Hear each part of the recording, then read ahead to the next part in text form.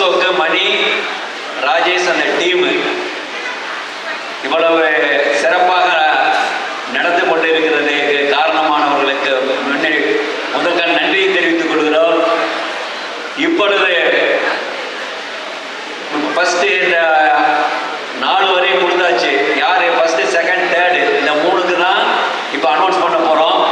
அதுக்கு முன்னாடி என்ன எனக்கு பேசுறதுக்கு வாய்ப்பு இதில் சில பேர் போயிருந்தா கூட உங்களெல்லாம் தாழ்மையுடன் கேட்டுக்கொள்வது என்னவென்றால், ஏதோ இந்த ஒரு நாள் விழாவிற்கு வந்தோம், நமக்கு வேண்டிய உங்களை அழைத்து வந்த நண்பர்களோ இல்லை உறவினரோ இல்லை எங்களுடைய மார்க்கெட்டிங் தொழில் செய்யும் எங்களுடைய மார்க்கெட்டிங் எக்ஸிக்யூட்டிவ் மேனேஜர்கள் உங்களை அழைத்து வந்திருக்கிறார்கள்.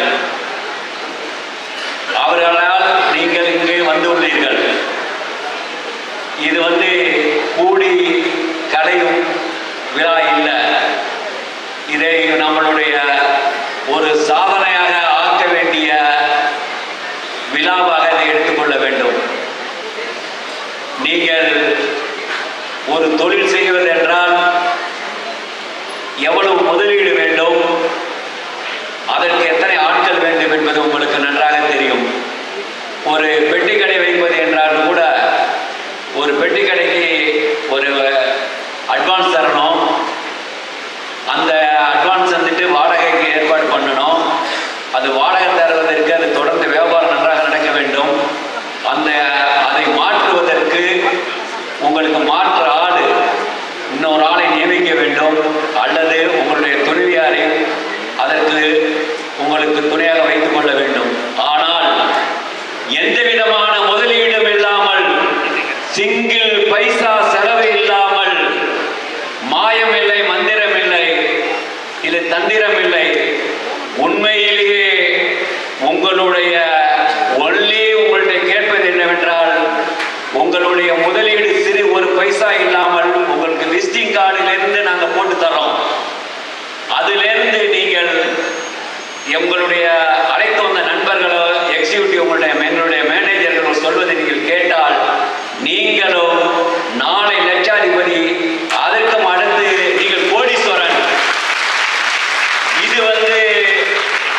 இது ஏதோ நான் சும்மா சொல்வது கிடையாது. இப்ப இங்க மேடையில ஏறி இருப்பவர்கள் எல்லாம் அதே போல இங்க சம்பாதித்து லட்சமாகவும் கோடியாகவும் சம்பாதித்துள்ளார்கள். அவர்களை நான் ஈஸியாக சொல்லவில்லை, அவர்களுடைய உழைப்பு. நான் சும்மாக தரவில்லை. எனக்கு 5 பைசா லாபம் என்றால் அவர்களுக்கு 10 பைசா தருகிறோம். அதுல அவங்க உங்களுக்கு 4 பைசா தந்து அவங்க 1 பைசா எடுத்துக்கிறாங்க. இதை தயவு செய்து நீங்கள் மனதில் வைத்துக் கொள்ள வேண்டும். நீங்கள் எந்த விதமான பொருளாதார இழப்பும் இல்லாமல், 1 பைசா முதலீடும் இல்லாமல் அதிகமாக சம்பாதிப்பதற்கு நல்ல வழி என்னவென்றால் தனி எஸ்டேட் தான். தனி எஸ்டேட்டில் ஒரு அதிகமான பட்ஜெட்டு எப்படி காசு இருந்தாங்கப்பல டிஃபன் சாப்பிடலாம், இட்லி சாப்பிடலாம், இட்லி வடையை சேர்த்து சாப்பிடலாம், தோசை சாப்பிடலாம், பூரி சாப்பிடலாம், பொங்கல் சாப்பிடலாம். அதே நேரத்திலே பலவிதமான சாப்பாடுகளில் பலவித பதார்த்தங்களை கொண்ட சாப்பாடுகள், ஸ்பெஷல் சாப்பாடு சாப்பிடலாம். அதே போல பிரியாணியும் சாப்பிடலாம், எங்களுடைய காசுக்கு தந்தா போல். அதே போல் எங்களிடம் மனைகள் low budget, medium budget, high budget, medium budget, இது எல்லாமே இருக்குது. தயவு செய்து நான் சொல்வது எல்லாமே உண்மையை தான் சொல்கிறோம். எங்களிடம் பலவிதமான மனைப்பிரிவுகள் உள்ளன. அந்த மனைப்பிரிவுகளிலே நீங்கள் உங்களுடைய கஸ்டமர் அவருடைய கெப்பாசிட்டியை நீங்கள் தெரிஞ்சுக்கங்க. அவரிடம் பொருளாதார நிலைமை இருக்கிறது, அவர் எந்த பட்ஜெட்டில் வாங்குவார், ஃபர்ஸ்ட் அதை நீங்கள் அவரை கூப்பிட்டு வரும்போதே நீங்கள் தெரிஞ்சுக்கணும். சார் ஐயா உங்கள் பட்ஜெட் என்ன, உங்களுக்கு எங்கள்கிட்ட லோ பட்ஜெட் இருக்கு, லோ பட்ஜெட்டில் வேணுமா, இல்லைங்க எனக்கு மீடியம் பட்ஜெட் வேணும், மீடியம் பட்ஜெட்லேயும் இருக்கு, இல்லை இதோட எனக்கு ஹை பட்ஜெட்டில் வேணும்னா ஹை பட்ஜெட்லேயும் இருக்கு. அவங்களுடைய நாடியை ஃபஸ்ட்டு தெரிஞ்சுக்கணும். ஏதோ நீங்கள் இதில் என்ன நினைக்கலாம்,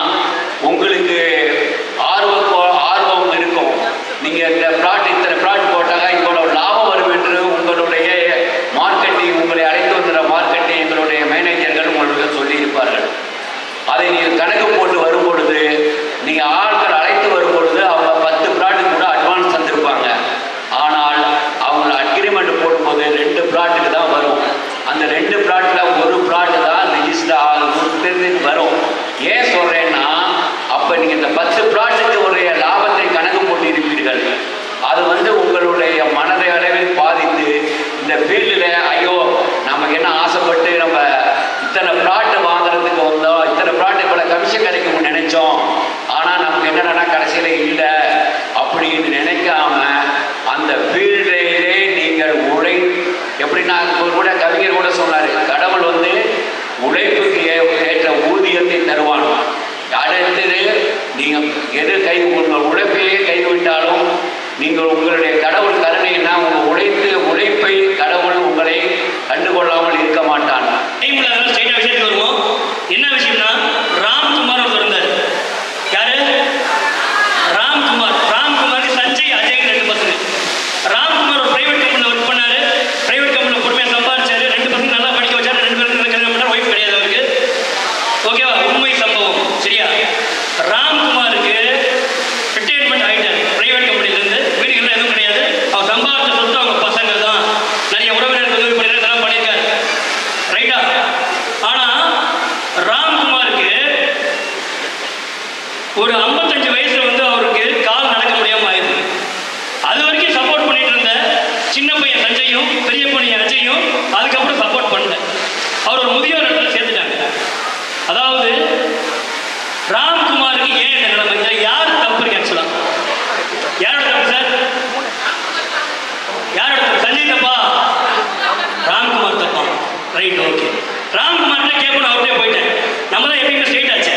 ஸ்ட்ரெயிட்டாக ராம்குமார் சார், உங்கள் நிலைமைக்கு யார் காரணம்? அவர் நான் தான் காரணம், முழுக்க முழுக்க நான் தான் காரணம். எனக்கு அப்படி வரும். என்ன சார் உங்கள் பையன் அவங்கள பார்த்துக்கல, நீங்கள் இவ்வளோ பேருக்கு ஹெல்ப் பண்ணி அவங்க பார்த்துக்கல, ஏன் நீங்கள் தான் காரணம்னு சொல்கிறீங்க? அவருக்கு ஒரு பதில் சொன்னார். செவிலில் அரைஞ்ச மாதிரி இருந்துச்சு. செவிலில் அரைஞ்ச மாதிரி இருந்துச்சு.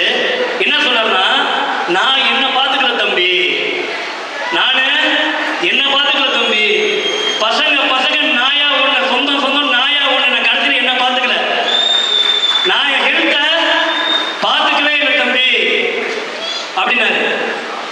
அடுத்த நாள் நான் ஜிம்முக்கு போக ஆரம்பிச்சிட்டேன். அதுக்கு அடுத்த நாள் நான் ஜிம், ஏன்னா கடைசி அவங்க அப்பா அம்மா பார்த்துக்க போகிற கடைசி ஜென்ரேஷன் நம்மளோட ஜென்ரேஷன் தான். நம்ம மாத்தட்டி பெருமையாக சொல்லலாம், நம்ம பசங்க நம்மளை பார்த்துப்பாங்கன்னு நினச்சோம்னா நம்ம யார் சார்? முட்டாள். ரைட்டா? ஸோ முதல் விஷயம், உங்கள் ஹெல்த்தில் கான்சென்ட்ரேட் பண்ணுங்க. நீங்கள் எதில் ஜெயிக்கணும், நீங்கள் சக்ஸஸ்ஃபுல்லாக இருக்கணும்னா முதலும் மூலதனமான காரியம் உங்கள் ஹெல்த் தான். எவ்வளோ பிரியமான மனைவியாக இருக்கட்டும், இல்லை எவ்வளோ பிரியமான கணவனாக இருக்கட்டும், இல்லை அக்காவாக இருக்கட்டும், தம்பியாக இருக்கட்டும், உங்களுக்காக அவங்களால நடக்க முடியுமா? செத்தால் நடக்க முடியாது. ரைட்டா? உங்களுக்காக ஒரு 1/2 மணி நேரம் தூங்க முடியுமா? உங்களால் மட்டும்தான் முடியும். தயவு செஞ்சு ஹெல்த்தை பார்த்துக்கோங்க. தயவு செஞ்சு உங்களோட ஹெல்த்தை முக்கியமாக பார்த்துக்கோங்க.